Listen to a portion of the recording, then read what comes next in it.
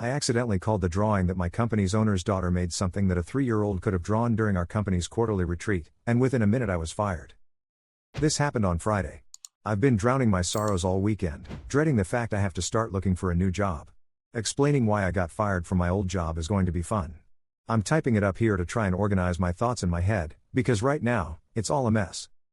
I had been with the company for 3 months and was still on orientation. My job was sales/advertising. As the new guy, I was given existing accounts to manage, which consisted of providing customer service and convincing my clients to spend more money on advertising. All of these accounts already had their ad campaigns done, and if they wanted something new, the account was transferred to a senior account manager who would work with our advertising guys to put something together for the customer. Eventually, I hoped to have that job, but I had to pay my dues by proving I could maintain existing accounts and convince them to spend more money first. Everything was going great, until last week, when we were scheduled to have our quarterly retreat. Since we were the main regional office in the area, all of the employees from the satellite locations came to our office for the retreat. The owner of the company rarely visits our office.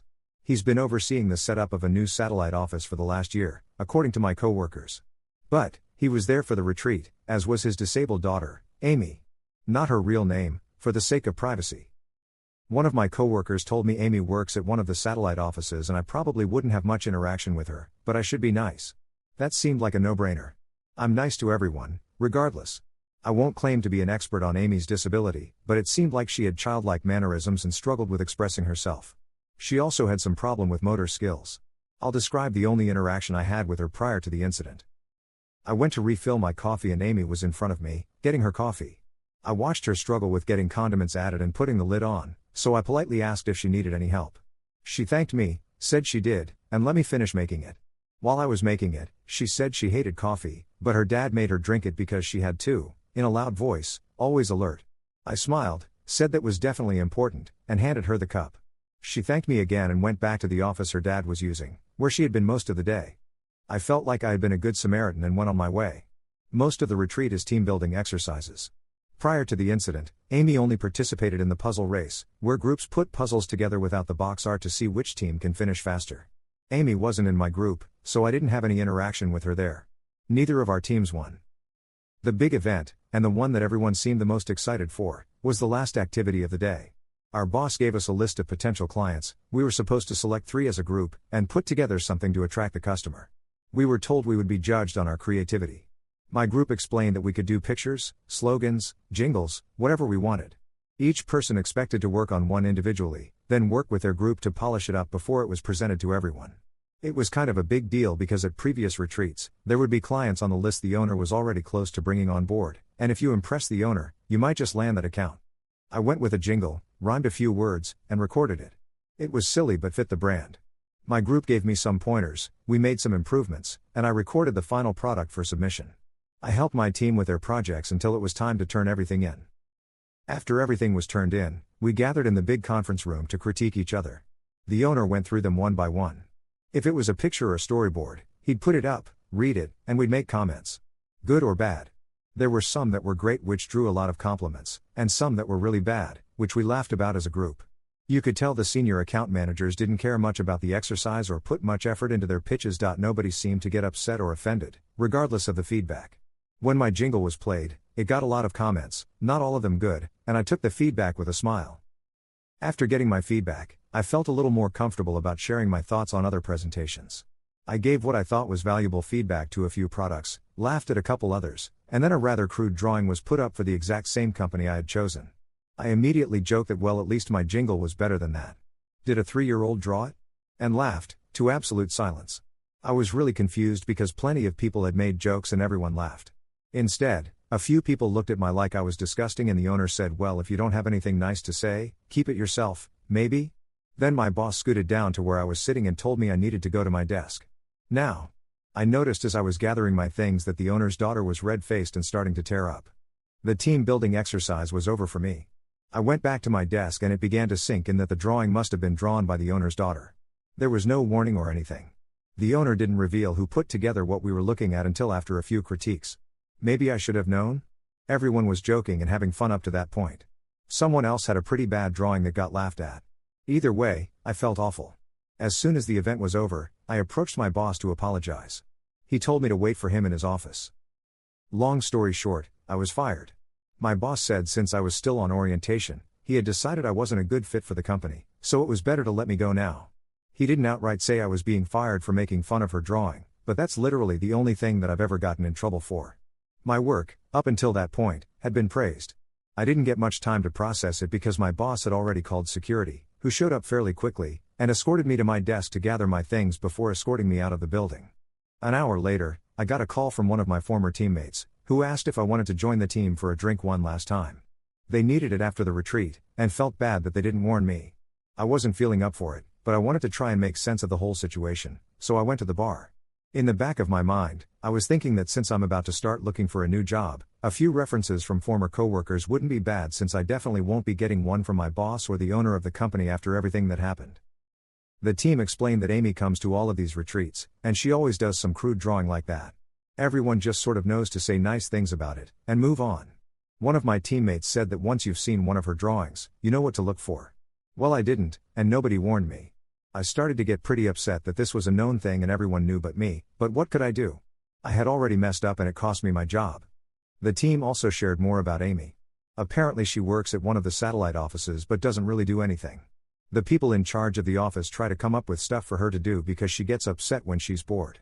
The team said the way the people who worked there described it, they were basically her babysitter so she wouldn't bother her dad all day when he spent most of his time there, and after he moved on to establish the new satellite office, he didn't take Amy with him because she liked all the friends she had at that office.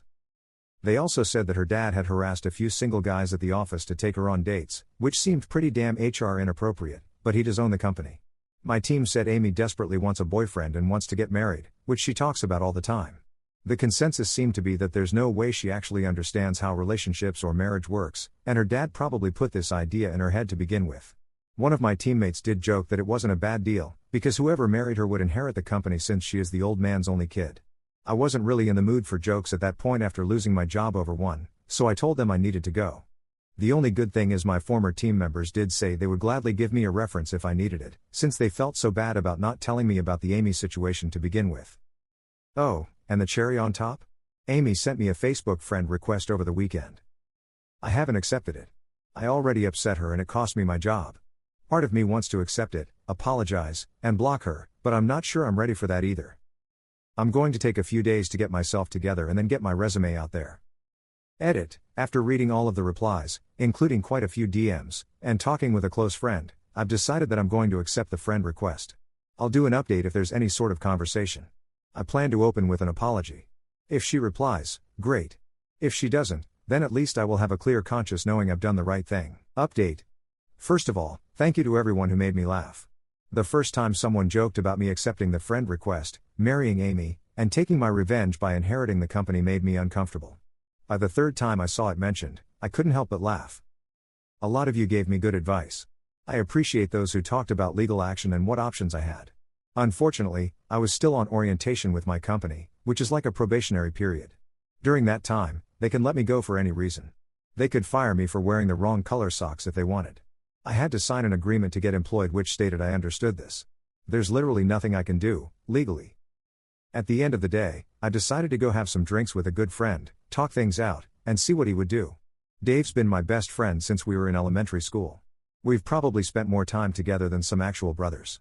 Dave was firmly on the side of accept the friend request, apologize, and clear your conscience, man. I'm getting us another round of shots. He knows me better than anyone, and he knows that the guilt would eat me alive. I posted it here because it bothered me. I decided to take his advice, and everyone here who pushed me for that as well, especially the ones that DM'd me. So, that's what I did. I accepted the friend request. I immediately messaged Amy. I said I shouldn't have made that joke about anyone's work, it was unprofessional, and I was sorry. It took her a while to respond, but when she finally did, she thanked me for my apology, but said she sent me the request because she wanted to apologize since I lost my job over it. I said she didn't owe me an apology, and there was another long pause before she asked if she could copy/paste something to me. I wasn't sure what it was, but said she could. She pasted a generic message, but one she had clearly spent some time on. I don't want to type it word for word, but I'll paraphrase. Hi, my name is Amy. Please forgive me if I'm slow to respond to you. I suffered a brain injury when I was a little girl and it takes me a while to type things out. There was more to it, but that's the basic stuff. I responded, saying it was not a problem, and she could take all the time she needed. Amy and I ended up messaging back and forth until almost 3 a.m. No, we didn't fall in love. We aren't going on a date. I'm not going to marry her for revenge so I can take her dad's company. However, I do think I would like to be friends with her. Not because I feel bad for her, but because she's a genuinely nice person and honestly, everyone could use a few friends like that. We spent a lot of time talking about her. That's just the direction it went, so I asked questions since she seemed comfortable talking about it. Amy was in a car accident when she was a kid. She was in the car with her mom and they were hit by a drunk driver, coming back from a birthday party for one of her classmates. Her mom didn't make it, and Amy suffered a brain injury that impacts her motor skills. Because it makes it difficult for her to speak and do simple things like getting dressed, making coffee, etc., people assume she's mentally challenged. She was put in special ed because of it, but worked really hard and graduated from high school. She even wanted to go to college, but her dad didn't think it was a good idea. Her life has been difficult because it's hard for her to communicate with people. By the time she can get a fully formed sentence out, the conversation is over. She can type, slowly, but most people don't want to type when they're face to face. She even admitted that when she's not at work, she will sometimes carry a tablet and pretend she's mute, because that's just easier. We eventually circled back to the drawing and my terrible response to it. She wasn't that offended by my response, because she assumed I didn't know. She got upset, primarily, because she knew all hell was about to break loose and she had no way to communicate with anyone. She was so upset when she found out I got fired, and tried to talk to her dad, but he wouldn't listen to her. She's fully aware that a lot of people at the company just pretend to be nice to her because she's the owner's daughter, but she does have a few friends at the satellite office where she works who better understand her disability. She gets frustrated because she can't truly contribute anything, but is happy when they are able to find busy work for her to do. It might take her all day to do something another person could do in a couple of hours, but it's better than sitting around bored all day. She knows she's a burden and a bother to her dad when he's around, but he's her dad and she loves him. She wishes every single day she was a daughter he could be proud of, rather than a burden. She tries talking to him via emails and text messages, but he usually doesn't respond. If they're in the same location, he'll just walk over and respond verbally, which is frustrating, because it becomes a one-sided discussion with her unable to do anything but give simple one-word answers like yes or no. She also thanked me again for helping with her coffee. She said that when she was younger, she tried to do everything by herself, and would get mad when people helped her, but now she's learned to appreciate the few who do. Most just stand there and look away, pretending to patiently wait for her to do it on her own. It was getting late for both of us at that point. Really late. It takes her a long time to respond to messages. There's misspellings. I get why someone would assume she's mentally challenged. I myself referred to her in my first post as having childlike mannerisms, which was a misunderstanding on my part. When she tries to force words quickly or emphasize something, she gets really loud, which makes her sound like an excited toddler rather than an adult trying to have a conversation. We ended our talk last night agreeing to talk again sometime. She asked if I had watched the first episode of House of Dragon yet, which I have, and she asked if I'd like to talk about it after she watches it. I told her I'd love to. So that's it, that's the update.